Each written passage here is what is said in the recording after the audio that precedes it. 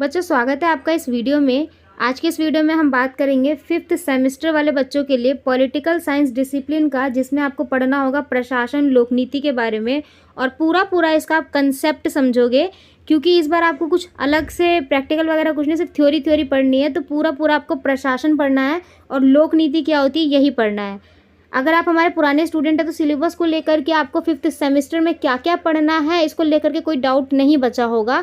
हाँ, अगर आप न्यू स्टूडेंट हो, पहली बार ये वीडियो देख रहे हो, तो आपको सबसे पहले एक काम करना है। इसकी जितनी भी प्रीवियस वीडियो यानी कि जितनी भी आपकी यूनिट 1 यूनिट 2 पिछली वीडियोज़ है उसको ज़रूर आप देख लेना, क्योंकि वहाँ तक हमने बहुत अच्छे से समझा है कि 5th सेमेस्टर में अभी तक हमको क्या क्या पढ़ना है और इस बार हमें ये पढ़ने के लिए क्यों दिया गया है। ठीक है, तो ये चीज़ हमने वहाँ पे बहुत अच्छे से देखा है। फिलहाल हमें प्रशासन और लोक नीति के ऊपर बात करना है। यहाँ पर देखो आप सिलेबस के अकॉर्डिंग टोटल आपको 4 यूनिट जो है वो कवर करनी है। ठीक है, यूनिट 1 यूनिट 2 यूनिट 3 और यूनिट 4।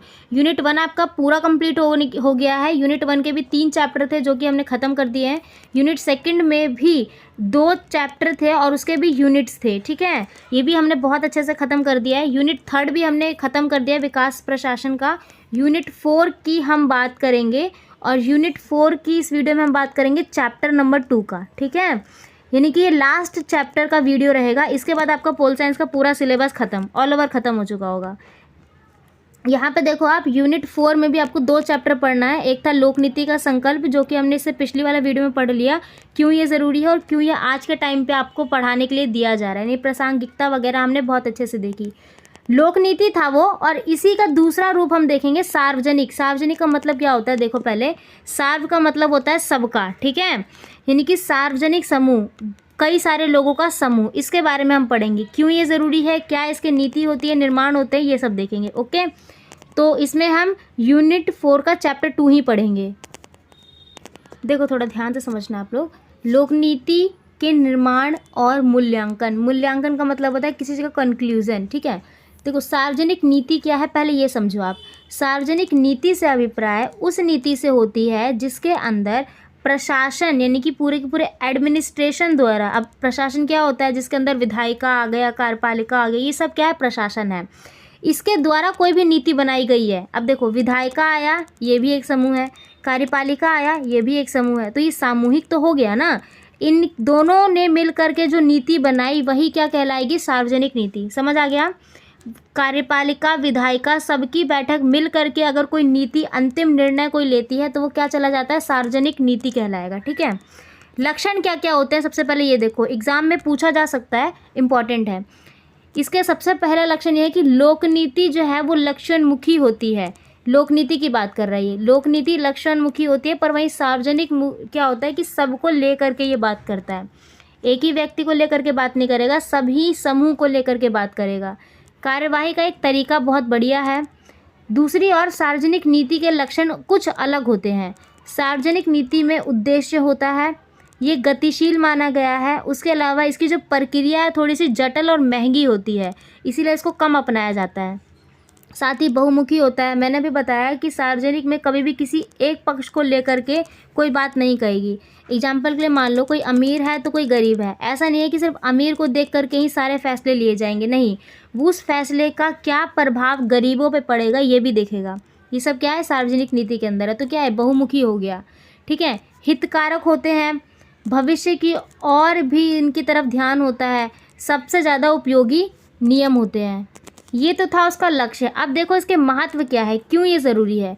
देखो सार्वजनिक नीति सरकार का एक अध्ययन है। बिल्कुल, सार्वजनिक नीति के थ्रू आप अपने गवर्नमेंट, आप अपनी सरकार को जान सकते हो कि वो कैसे कैसे क्या क्या काम कर रही है। उसके अलावा सामाजिक न्याय ये स्थापित करता है, समाज में न्याय बैठाता है लोगों के बीच। ठीक है, जनमत को बढ़ावा देता है। जनमत का मतलब होता है जनता के द्वारा दिया गया मत। ठीक है, तो जनमत को ये बढ़ावा देगा। उसके अलावा आर्थिक विकास, सतत विकास, सामाजिक परिवर्तन, इन सब पे ये बढ़ावा देता है। साथ में स्थिर शक्ति पर ये जोर देता है। अब देखो नीति चक्र क्या होता है। नीति चक्र की 2 अवस्थाओं का कार्य आपस में जुड़े हुए हैं। इसमें क्या है, 2 अवस्थाएं हैं जो आपस में जुड़े हैं, लक्ष्य और उद्देश्य। निर्धारण, संसाधनों को बांटना, आवंटित मतलब होता है बांटना, सार्वजनिक प्रभाव, इन सभी पर ये काम करता है, जिस तरह नीति के उद्देश्य प्राप्त हो सके। देखो कभी भी कोई भी नीति कैसे बनती है, सबसे पहले जब कोई नीति बनाया जाता है उसके लिए एक एजेंडा बनाया जाता है, ठीक है। एक एजेंडा बनाया मतलब उसका प्रारूप सिर्फ तय किया। अब उसको पूरा पूरा पॉलिसी के रूप में बनाया जाएगा, यानी कि उसको एक कानून नीति बनाया जाएगा, एक पेपर में लिपिबद्ध किया जाएगा, फॉर्मेंटेशन बनाया जाएगा। उसके बाद उसे आगे भेजा जाएगा, लेजिटिमेशन जिसको बोला जाता है। फिर उस पर कई सारे लोगों की बहसें होगी, इम्प्लीमेंटेशन बोला जाता है उसको, लोग उसको लागू जो करेंगे। उसके बाद उसका इवेल्युएशन होगा, यानी कि मूल्यांकन होगा, क्या ये किस हद तक कोई भी कानून काम कर रही है, नहीं। इवेल्युएशन होने के बाद अंतिम में उसका सभी लोगों पर लागू कर दिया जाता है। तो ये होता है 5 तरीके किसी भी नीति कानून को लाने के लिए, प्रशासनिक, न्याय, राजनीतिक, ठीक है। अब देखो एक नीति अच्छी कब होती है और एक नीति बुरी नीति कब बनती है, ये भी बहुत ज़रूरी क्वेश्चन है। एक नीति अच्छी कब बनती है, जब उसके अंदर कुछ विशेषताएं हैं, वो पूरक होना चाहिए, वो परस्पर होना चाहिए, ठीक है। पूरक का मतलब होता है सभी के लिए बराबर होना चाहिए और सभी के हित में होना चाहिए। सहभागी यानी कि सबके भागों में आना चाहिए। समावेशी, सबसे मिलजुल के रहना चाहिए। सामाजिक मजबूती उसके अंदर होनी चाहिए। सबसे बड़ी बात परिवर्तन होना चाहिए उस नीति के अंदर। जैसे कानून में संविधान में देखो आप, संविधान में हम समय समय पर संशोधन भी कर सकते हैं। अब सोचो संशोधन की ज़रूरत क्यों पड़ी है हमें यहाँ पे। कानून बन गया तो ठीक है ना, उसको बनने रहने देते हैं, आगे तक चलाएंगे, पर उसको संशोधन की ज़रूरत क्यों पड़ती है। संशोधन की ज़रूरत 2 तरीक़ों से पड़ सकती है, समय अनुसार संशोधन हो और ज़रूरत के हिसाब से संशोधन हो। समय हिसाब से अगर संशोधन होगा और ज़रूरत के अकॉर्डिंग संशोधन होगा, तभी वो नीति सबके हित में रहेगा, ठीक है। संविधान के अनुसार और समावेशी नीति, ये सब उसके अंदर होना चाहिए। ईमानदारी दृष्टिकोण होना चाहिए और यथार्थवादी उद्देश्य और भविष्य से जुड़ा होना चाहिए। देखो नीति चक्र की चुनौतियाँ क्या क्या है। सामाजिक व आर्थिक मोर्चे पर कठिनाइयाँ उत्पन्न हो सकती है, ये होती भी हैं, ये पहला उसका कठिनाई है, ठीक है, ये चुनौती है। अंतर विरोध बहुत ज़्यादा बनता है इसमें, अंतर विरोध बहुत ज़्यादा बनता है, आपस में मतभेद रहता है, आम सहमति नहीं बनती, संघर्ष बहुत ज़्यादा होता है, समस्या इसी की वजह से उत्पन्न होता है। साथ में समस्या और समाधान, यानी कि अगर प्रॉब्लम है तो उसको कैसे हम सल्यूशन दे सकते हैं जो सबके हित में हो, इसके बीच में बहुत ज़्यादा बहस होती है।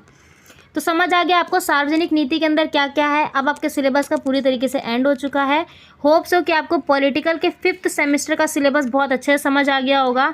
एक एक टॉपिक को बहुत अच्छे से समझाया गया है, एग्ज़ाम के पॉइंट ऑफ व्यू से सारे टॉपिक क्लियर हुए हैं। अब हम जो थोड़ा बहुत लेकर के आए हैं वो लेके आएंगे इंपॉर्टेंट क्वेश्चन को, या फिर इसके अलावा कुछ एडिशनल अगर आपके कॉलेज में पढ़ाया गया है, या फिर हो सकता है कि कुछ टॉपिक हो जो आपको नहीं समझ में आ रहा हो, तो आप एक काम करो, उस वीडियो के कमेंट बॉक्स में जा कर के आप बता देना, चाहे टेलीग्राम पे मैसेज कर देना आप, ठीक है। वहाँ पे हो सका तो उसको हम और अच्छे से बता देंगे, एक अलग सेपरेट वीडियो उसी टॉपिक पे लेकर के आएंगे। एग्जाम्पल के लिए मान लो आपको कोई दूसरा टॉपिक लोक नीति की प्रासंगिकता वाला टॉपिक समझ नहीं आया है, ठीक है, तो उस पर हम अलग से एक वीडियो लेकर के आएंगे कुछ इस टाइप से, ताकि एटलीस्ट आप अपने एग्जाम में अच्छे से लिख सको। तो फिलहाल इस वीडियो में इतना ही, मिलते हैं अब नेक्स्ट वीडियो में, तब तक के लिए जय हिंद, जय भारत।